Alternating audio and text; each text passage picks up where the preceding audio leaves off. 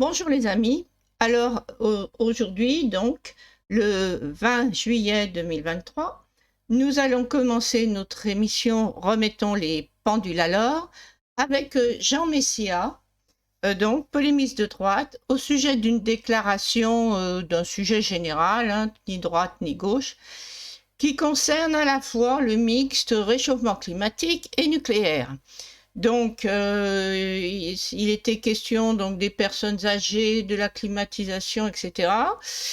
Et donc du surcoût énergétique. Et donc, Jean Messia de préciser et d'autres donc que c'était encore une raison de plus pour développer à tout va l'énergie nucléaire. Alors, de toute façon, développer à tout va, on est en retard sur le programme, hein, on ne sera pas à l'heure. On doit renouveler notre parc. Si on ne renouvelle pas, ça veut dire qu'on prend des risques majeurs. Et d'autre part, dans le même temps, alors qu'on sait qu'avec la consommation actuelle, on n'y arrivera pas, on trouve rien de mieux que d'augmenter notre consommation, notamment avec les voitures électriques, qui ne sont pas du tout une économie d'énergie en tout cas, hein, ni même de CO2, du fait de la fabrication, du fait aussi, et puis de la pollution des batteries. Donc ça, c'est un débat à part, je ne vais pas m'éterniser dessus, mais enfin, si vous creusez la question, vous verrez que ça n'a strictement aucun intérêt. Bien, sans compter des problèmes si on a un hiver rigoureux, des voitures donc qui pourraient tomber en panne si elles sont toutes électriques. Bien, alors nous allons donc nous pencher sur ce programme nucléaire. Je demande une petite minute.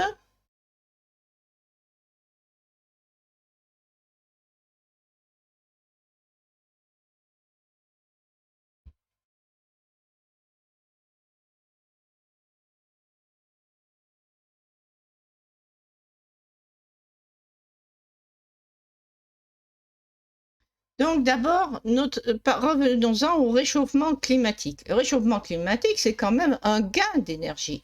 Donc si on était, comment dire,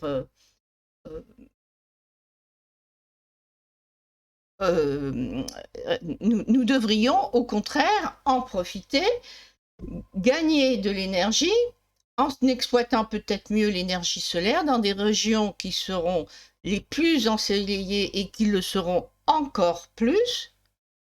Et d'autre part, en ce qui me concerne, puisque l'Algérie donc va connaître de terribles problèmes avec l'épuisement du pétrole algérien, eh bien, peut-être pourrions-nous faire un partenariat intelligent en créant justement, comme au Maroc, des fermes solaires pour avoir une exploitation de l'énergie solaire associée donc à un développement artisanaux-industriel sur place.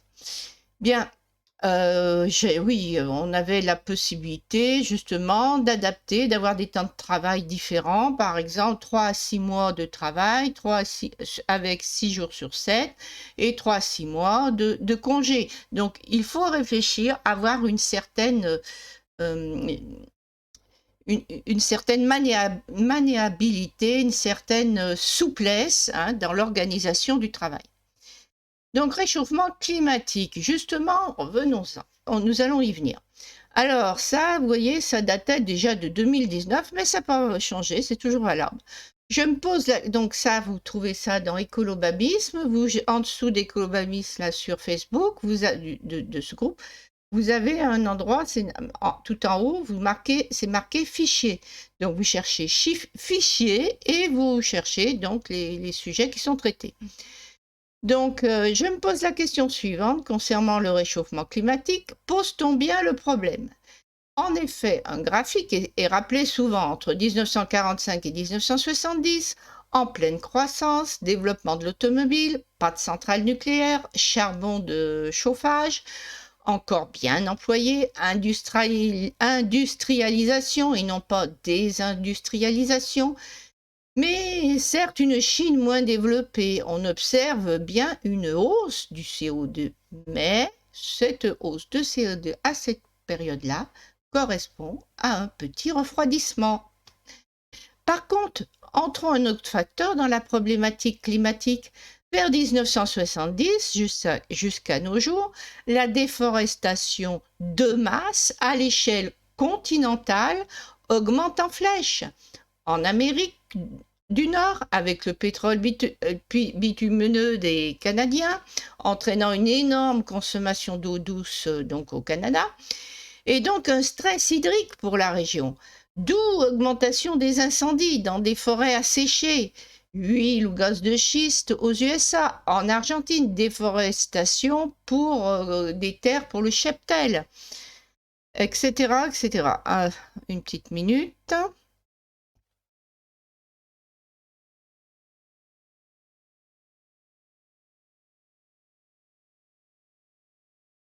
Oui, donc voilà, une agriculture tournée vers l'élevage bovin, destruction des forêts primaires en Afrique, dont l'Amazonie, en Indonésie, avec 90% qui disparaît en 10 ans, en Tasmanie, etc. Et quand on déboise, on favorise la sécheresse, ce qui aggrave la mortalité des arbres, d'où des incendies qui se surajoutent à la déforestation.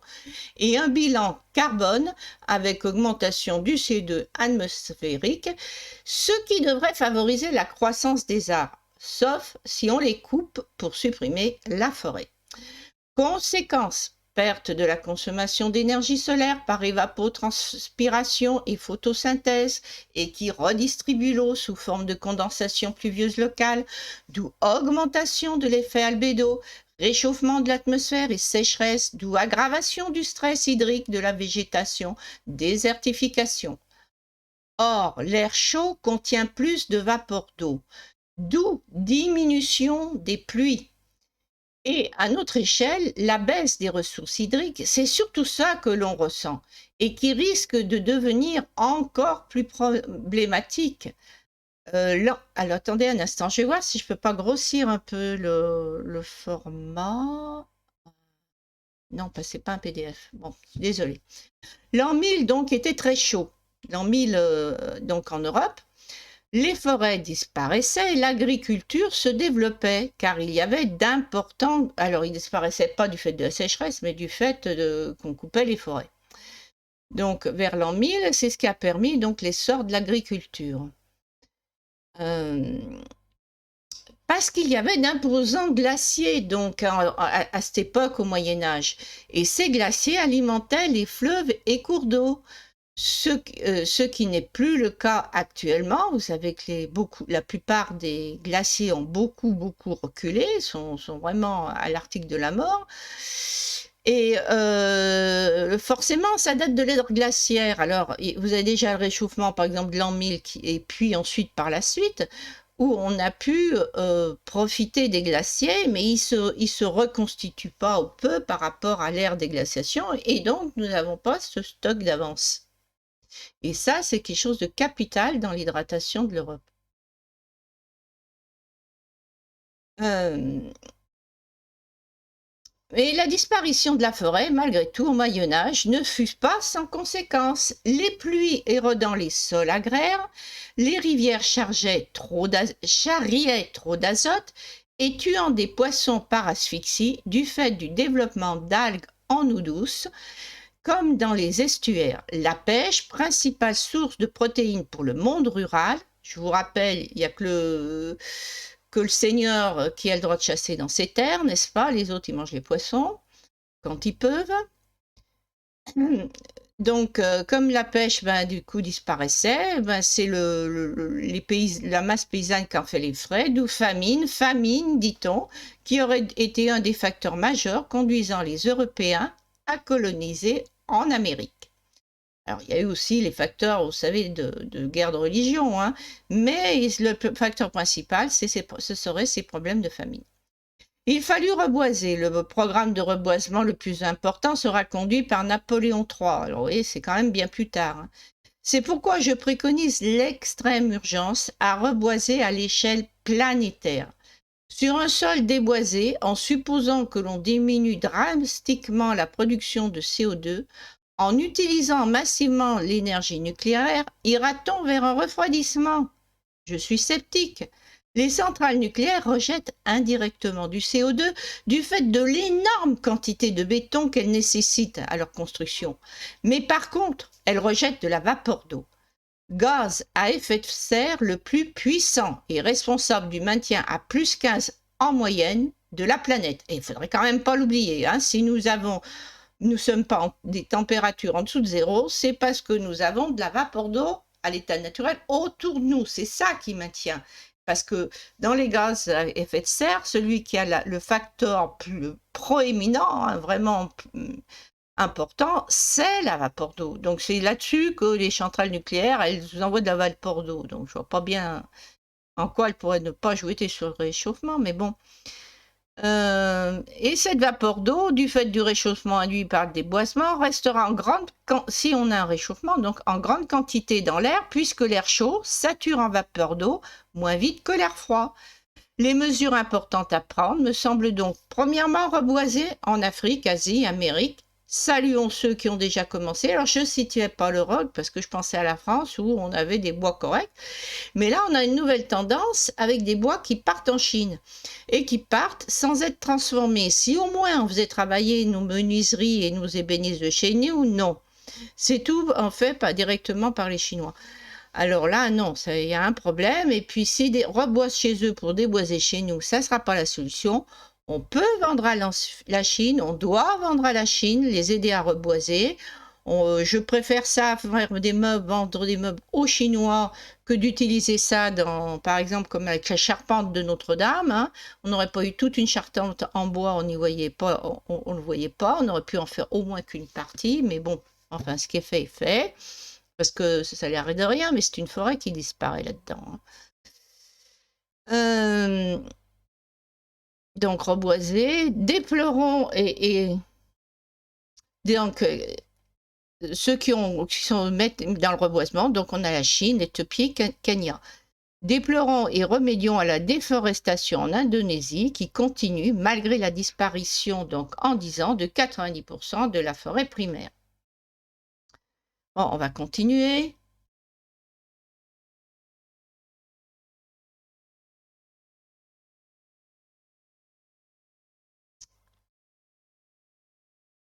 Où c'est que j'en suis?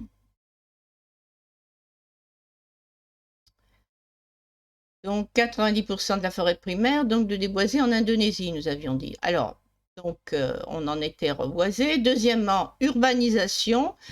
Penser en économie d'énergie. Revenir aux cités ouvrières, si possible. Transport en commun des salariés. Mais vous avez aussi, par exemple, dans les mégapoles, on pourrait supposer que vous avez les gens, par exemple, qui se retrouvent tous à un terminus de métro et que là, vous ayez une navette qui les emmène sur les zones ou sur les zones d'ailleurs commerciales, en dehors de la ville, ou également dans les zones donc industrielles où travaillent les salariés. Donc voilà, transport en commun des salariés, parce que bon, ce qui gêne, c'est de ne pas pouvoir prendre sa voiture en week-end, mais moi je suis pour une politique, pas de voiture au travail, la voiture uniquement à loisir. Là, ben, on fait une économie majeure. Hein. Ensuite, sans embêter personne. Donc, urbanisation en petites et villes moyennes, donc alors qu'on est toujours dans la même optique, la mégapole qui grossit, à n'en plus finir. Hein. Si vous avez des petites villes qui sont étalées le long des voies ferrées, vous avez la voie ferrée qui sert déjà de desserte, hein, donc vous n'avez pas besoin de beaucoup de transports en commun. En transversal, eh bien, vous avez des très petites distances et pourquoi pas, dans certains cas, on pourrait revenir même à l'attraction animale dans certaines campagnes.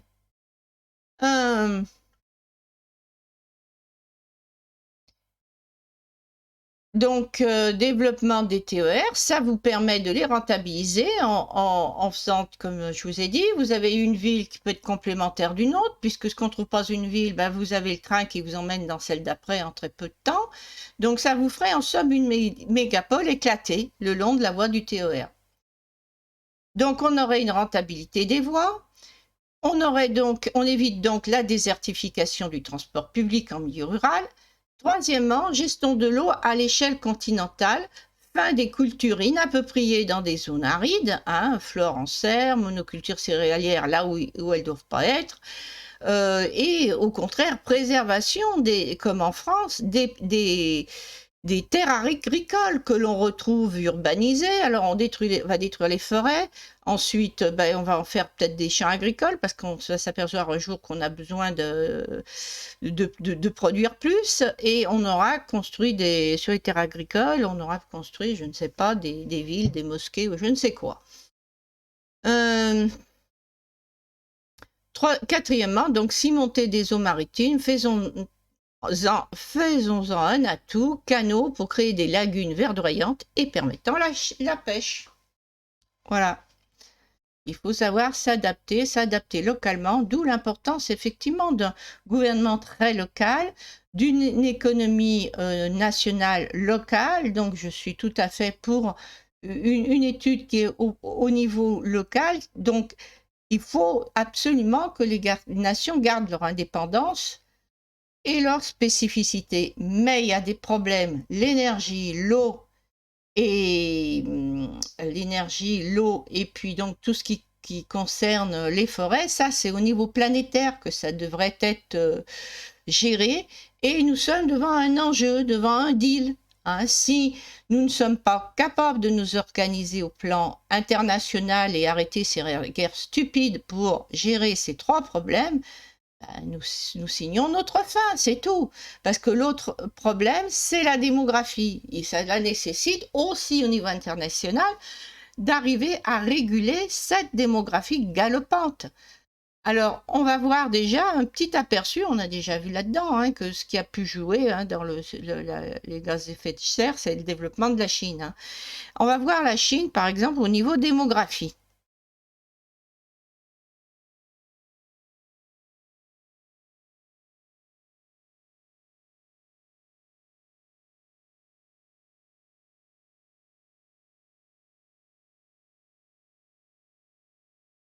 Alors, vous voyez là, donc vous avez les années 1950 qui sont suivies du Grand Bond.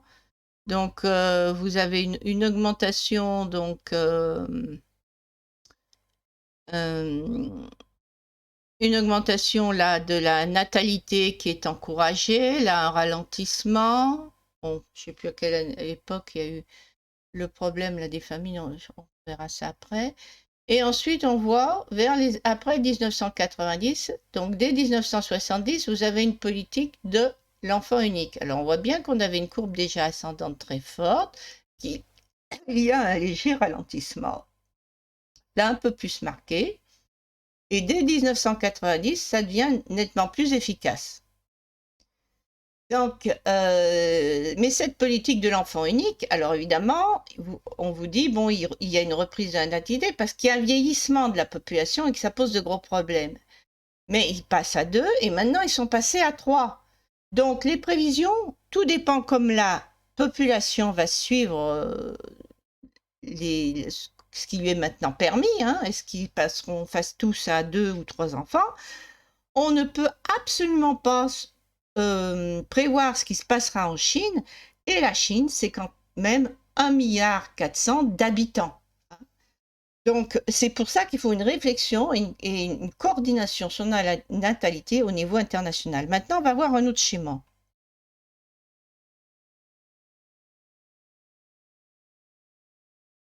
Et on ne peut pas demander aux Chinois, évidemment, de faire des efforts si nous-mêmes n'en faisons pas.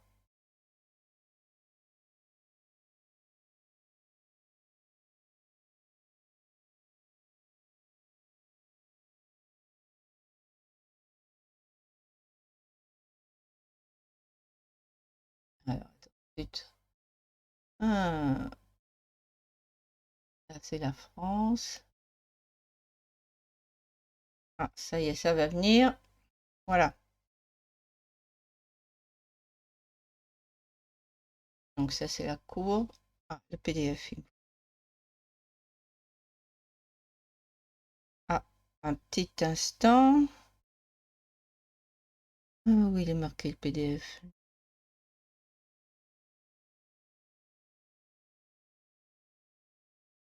Voilà. Donc, voilà quelques chiffres qui donnent à réfléchir. Vous avez la guerre sino-japonaise, 1937-1945. Elle a fait 20 à 35 millions de morts. Alors en dessous, je vous ai marqué la guerre civile en Chine.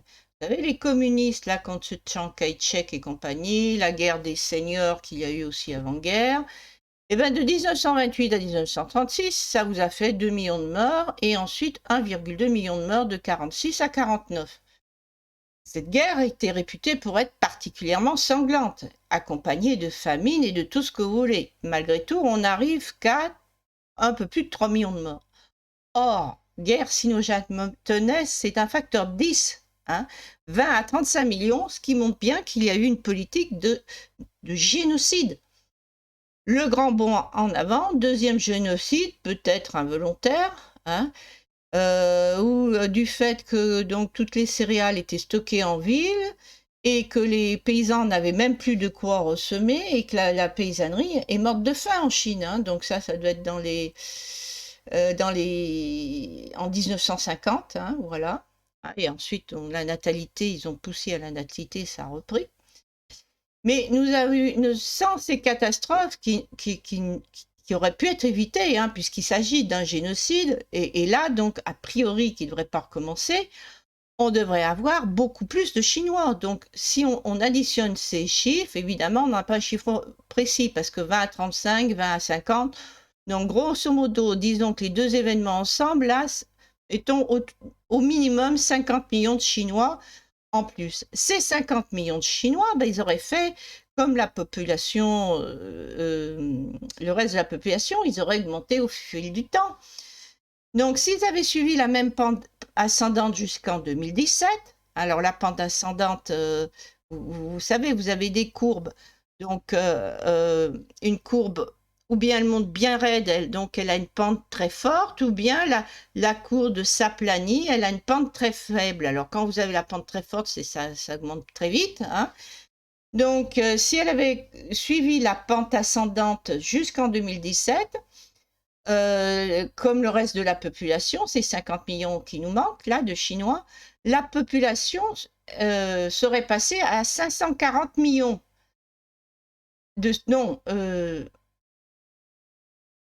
Comme la population est passée de 540, oui, comme la population de la Chine est passée de 540 millions de 1950 à 1,4 million, non pas 1 million, à 1,4 milliard, soit une augmentation d'un facteur de 2,6 environ. Et en 2017, il y aurait donc eu 130 millions de Chinois en plus. Donc, on n'aurait pas 1,4 milliard, mais 1,530 millions actuels au lieu de 1,400. Maintenant, si on suit la pente ascendante d'avant 1990, sans la politique de l'enfant unique de 1970, c'est environ 250 000 Chinois de plus en 2017, soit une population qui aurait atteint 1780 millions. Oui, ou 1,780 milliard si vous préférez. Donc, cumulé là, sans les génocides, sans la politique de l'enfant unique, nous serions à 1,780 milliard, pratiquement 2 milliards de Chinois.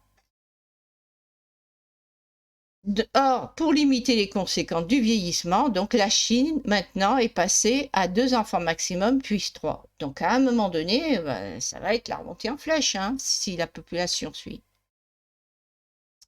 Donc elle semble avoir atteint, la Chine, un maximum vers 2021-2022 avec 1,412 million. Et elle serait sous une pente descendante, mais on ignore les conséquences de cette tolérance jusqu'à 3 enfants actuels. Tout dépend si la population va suivre le mot d'ordre ou pas. Alors, sur le graphique, qu'est-ce qu'on voit? Attendez un petit instant. PDF, ça.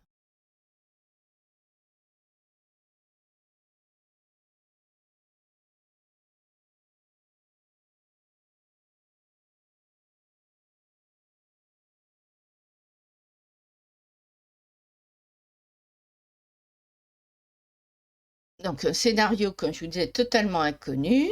Et on va regarder, c'est la courbe en cloche. Alors, je vais vous remontrer les courbes donc chinoises, voilà.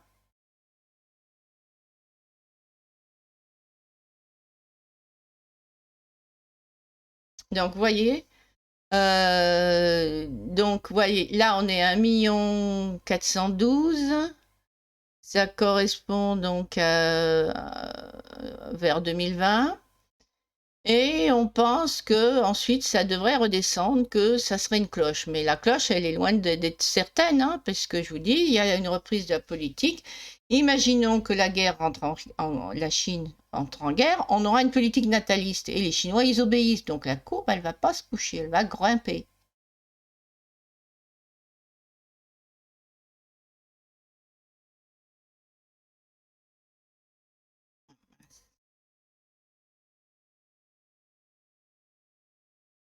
Donc c'est... oh.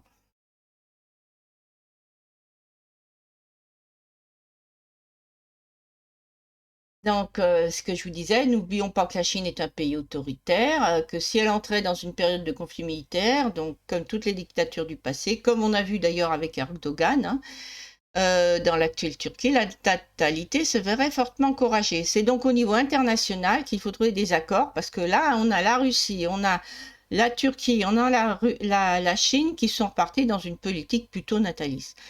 Donc, et puis, je ne vous parle pas des pays islamiques, hein. Alors là, il n'y a rien de changé, hein, on n'en est pas à 3, on est en 5 à 7, hein. C'est donc au niveau international qu'il faudrait des accords sur le contrôle des naissances plutôt que de se trouver dans une situation de pénurie des ressources qui engendreront des conflits terribles avec des pollutions terribles, hein, et on n'aura aucune possibilité de gestion euh, des, des désastres écologiques qui se régleront peut-être parce que du fait qu'on n'aura plus d'énergie, hein. On n'aura pas renouvelé le nucléaire et on n'aura rien pu trouver pour remplacer, pour assumer donc le poids énergétique de cette population mondiale. Bien, alors maintenant, nous allons voir un peu plus près ce qui est de l'énergie nucléaire.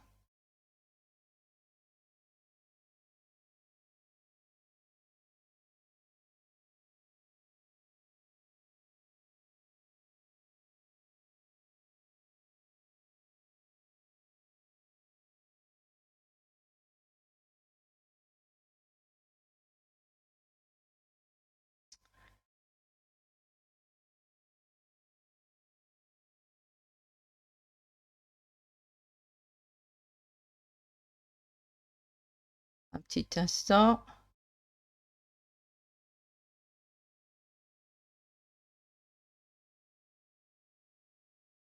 Ah, qu'est-ce qui se passe? Fenêtre. Euh, alors, on a des petits couacs. Tout à l'heure, ça marchait bien.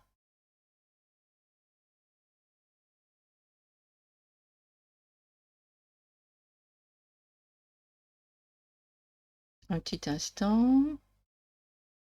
Hmm.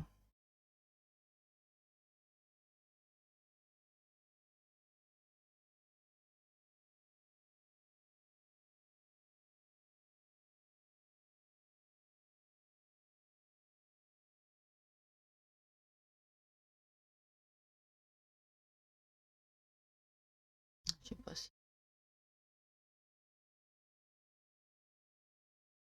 qui se passe. Pourtant, tout à l'heure, ça avait marché.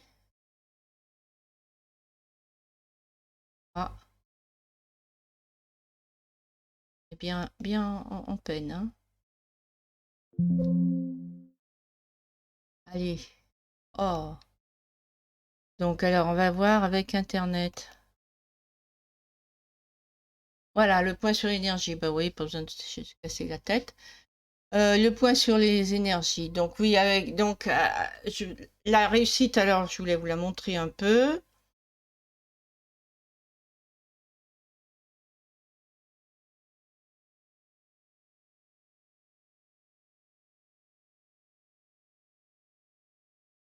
Voilà.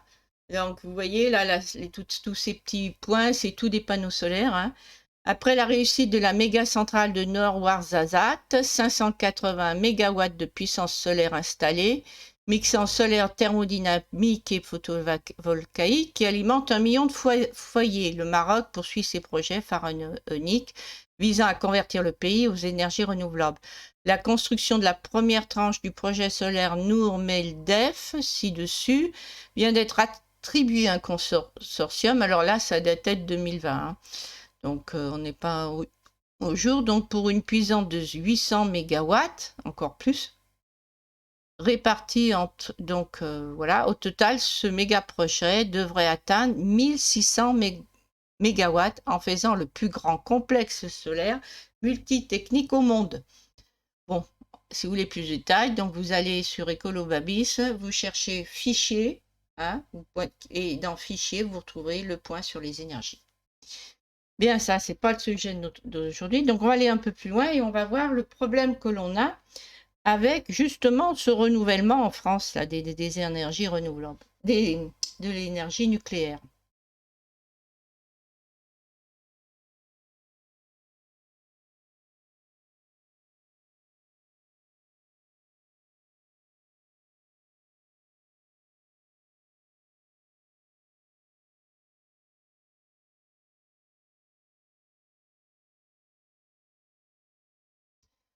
Donc, parc nucléaire français, composé de 56 réacteurs, répartis en 18 centrales. Il produit 70,6% de l'électricité en France. Les centrales étaient prévues pour durer 40 ans. On envisage donc de prolonger leur durée de vie de 50 ou 70 ans, en prenant peut-être bien quelques risques.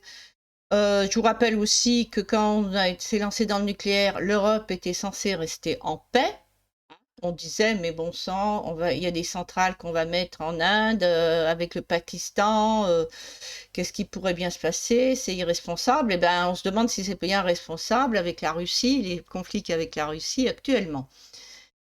Donc,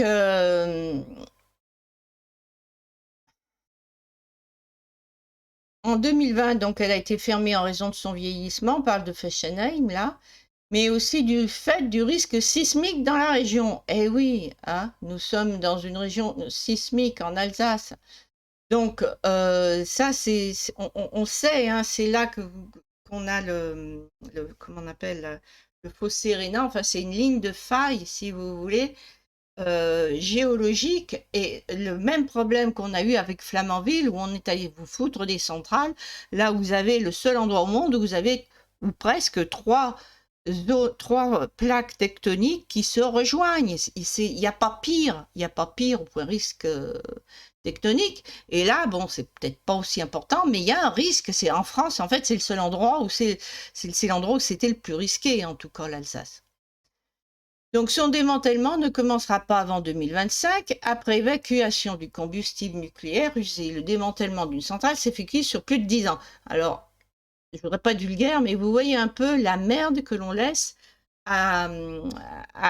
aux générations futures, hein, entre le démantèlement des centrales, une énergie nucléaire dont on n'arrivera pas à renouveler le parc, et en plus, eh bien, on a le problème de tous ces déchets qui sont déjà là. Donc, ensuite, il y a le problème du coût. EPR de Flamanville, il aura connu de... Oh putain, il y a cette mouche alors. Il aura connu de nombreux retards et reports de la mise en activité qui serait prévue donc en avril 2024. La Cour des comptes dénonce un échec opérationnel aux causes multiples. Le coût de construction a été multiplié par 3,3. Alors là, c'est un EPR. Vous voyez un peu, c'est pour les autres, si on a plusieurs, ça sera pareil. Hein. Et si on se retrouve dans les vraies centrales, eh ben, comme on avait auparavant, eh bien, on ne brûlera aucun déchet radioactif et on aura encore toujours ce problème des déchets. Et le délai de construction par 3,5 donc par rapport aux prévisions initiales. Un EPR, donc c'est un réacteur nucléaire à eau pressurisée de 3e génération qui a pour objectif d'améliorer la sûreté de fonctionnement et la rentabilité économique des centrales nucléaires par rapport à celles dotées de réacteurs de génération précédente. Il est conçu pour utiliser de l'uranium enrichi à 5% ou du combustible MOX, c'est-à-dire un mélange à 91% d'uranium appauvri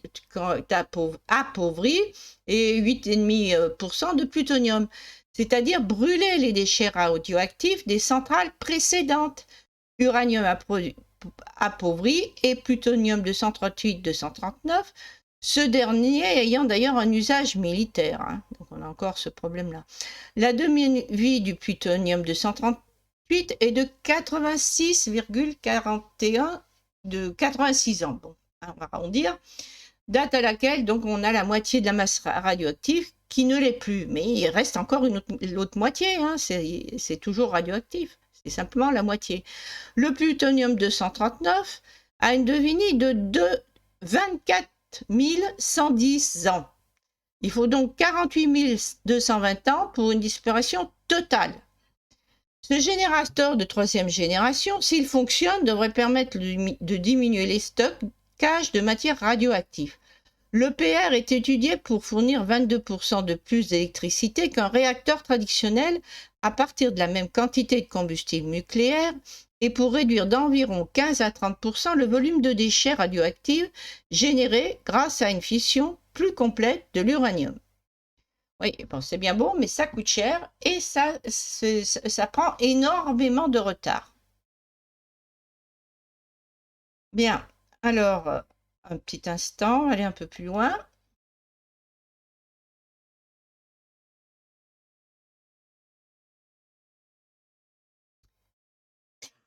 Mais les déchets nucléaires en Europe, alors Europe sans la Russie, hein, représentent déjà plus de 60 000 tonnes.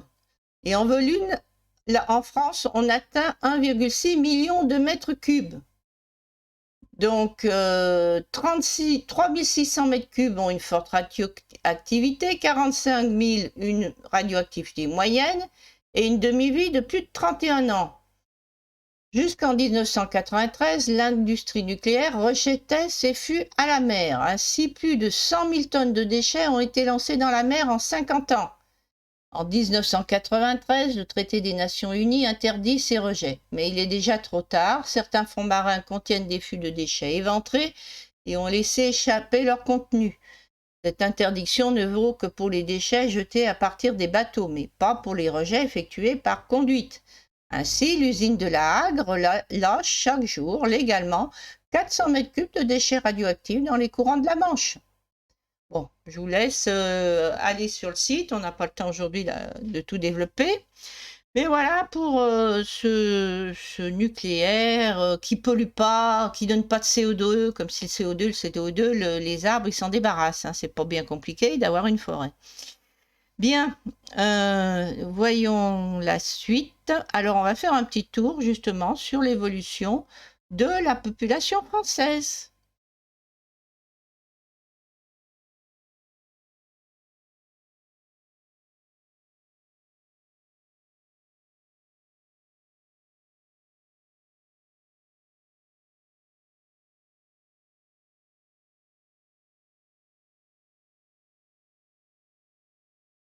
Voilà, on va prendre d'abord ce premier tableau.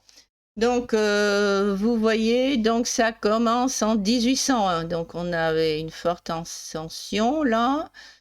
Et on a eu déjà, donc, 1911, c'est cette ligne-là.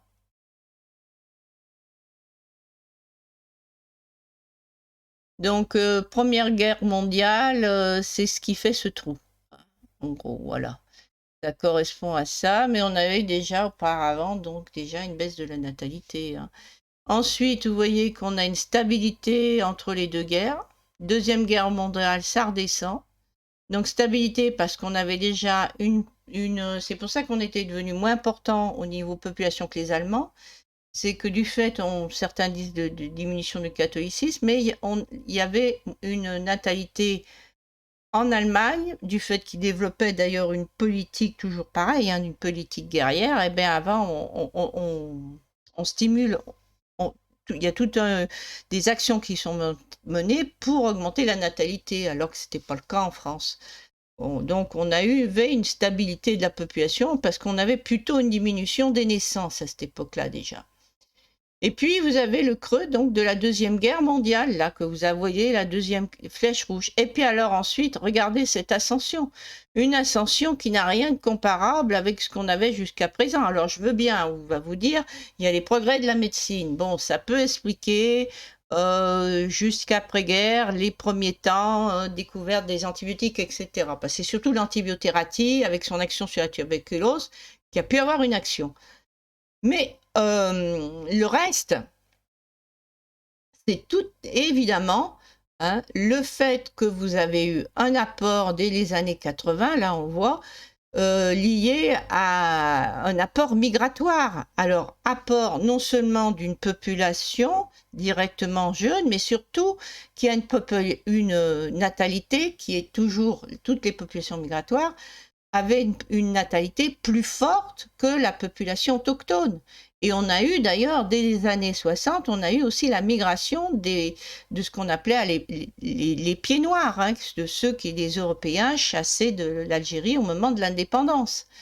Et là, on dirait qu'on avait donc, avant 2000, là, un petit ralentissement là, de la courbe, parce qu'effectivement, vous avez aussi des populations qui étaient anciennement, qui ont présentes en France, qui voient aussi leur natalité diminuer par rapport à initialement.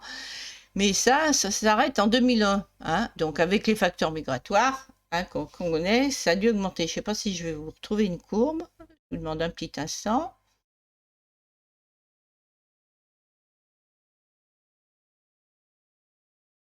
Bon, voilà, on l'a. Donc voilà, vous voyez, 1982, donc vous avez une augmentation, là, à peu près, léger fléchissement. Là, hop, changement de pente. Changement de pente, ça veut dire que ça augmente encore plus vite. Hein. Donc là, on n'a pas eu des gens n'ont pas fait plus de gosses hein, en France. Hein.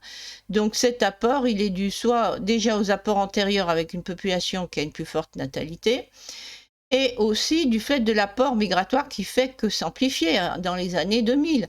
Là, regardez, en 2013, on a un saut encore de brutal. Et ensuite, de nouveau, une reprise à peu près parallèle à celle-ci.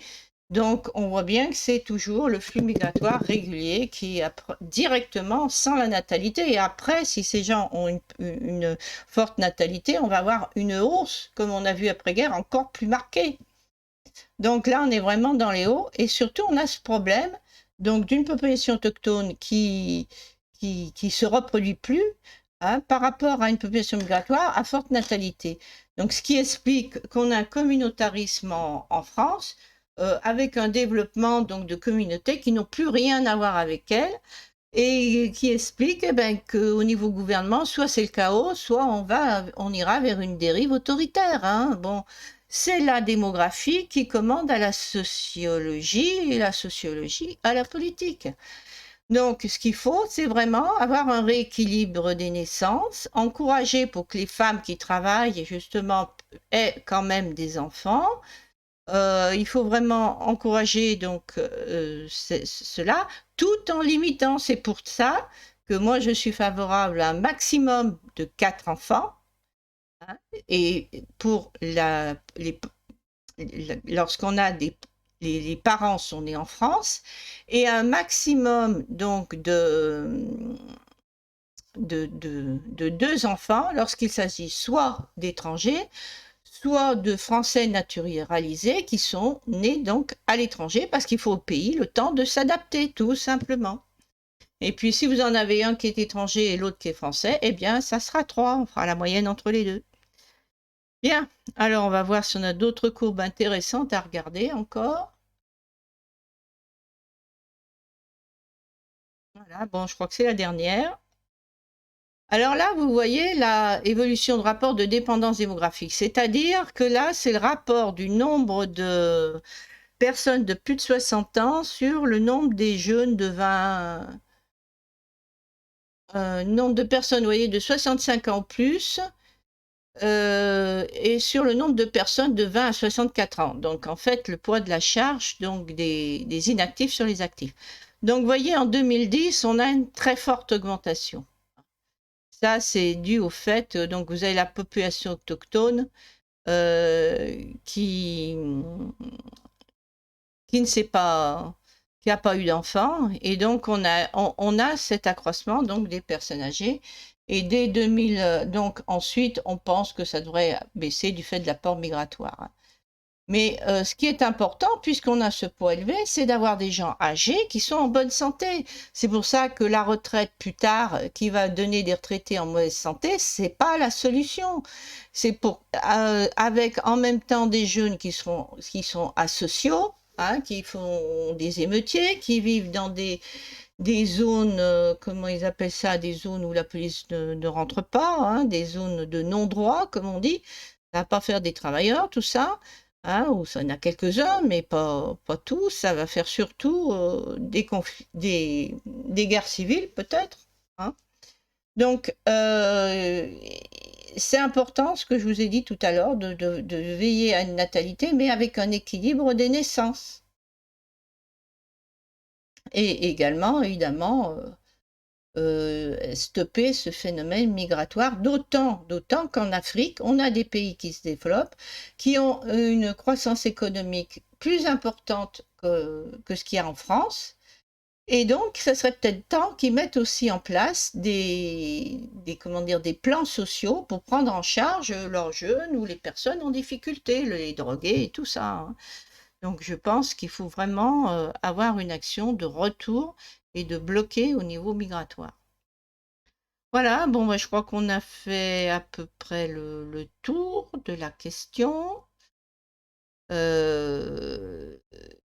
Donc, le problème énergétique, c'est pas le problème. Donc, ah oui, à propos justement de la climatisation, pourquoi vous avez les églises qui sont vraiment précisément des endroits réfrigérés? Eh bien, dans les villes, bon, l'idéal, c'est quand même d'aider les personnes âgées à partir un peu à la campagne pour s'aérer si c'est possible. Mais autrement, vous avez aussi les églises qui sont pas entretenues, et c'est tout de même dommage parce que c'est notre patrimoine. Donc, elles pourraient tout à fait servir, comme dirait Jean Messia, de lieu de rafraîchissement pour les plus âgés, quel que soit d'ailleurs en dehors du code religieux. Hein. On pourrait tout à fait envisager d'installer des endroits pour se reposer, pour se divertir, de passer l'après-midi au frais à l'église et de faire la causette et tout. Donc, il y a des tas de choses. Il faut repenser notre société. Et pour ce qui est de l'importance, donc, pour que les jeunes soient inclus dans la société, hein, et que les vieux puissent se reposer, eh bien, l'alternative à prolongement de la retraite ou la retraite à 60 ans, qui oppose les deux parties qui s'opposent, eh bien, ça serait une retraite, en fait, hein, je pense, choisie. C'est-à-dire on aurait pu garder l'âge de la retraite à 60 ans, et une petite activité pendant un certain temps à définir, mais qui serait une activité choisie, qui pourrait être d'ailleurs un mi-temps. Et j'ai cité déjà préalablement d'autres exemples, et puisqu'on est dans les problèmes sociaux, eh bien précisément, je pense que ces enfants qui sont dans ces quartiers de non-droit, qui sont retrouvés chez les émeutiers, hein, qui sont peut-être manipulés par leurs propres parents pour aller faire des trafics, récupérer des affaires. Hein. Donc, si les enfants volent, c'est peut-être aussi que les parents sont receleurs. Hein. Ça, c'est un aspect, je trouve, qui n'a pas été mis assez en évidence. Eh bien, ces enfants-là, eh bien, il faut rouvrir les internats. Il pourrait y en avoir qui sont ils sont pris dans le fait, là, dans les émeutes. Hop, ils passent le week-end. La police pourrait les mettre directement dans un internat qui les recevrait que pour le week-end. Hein.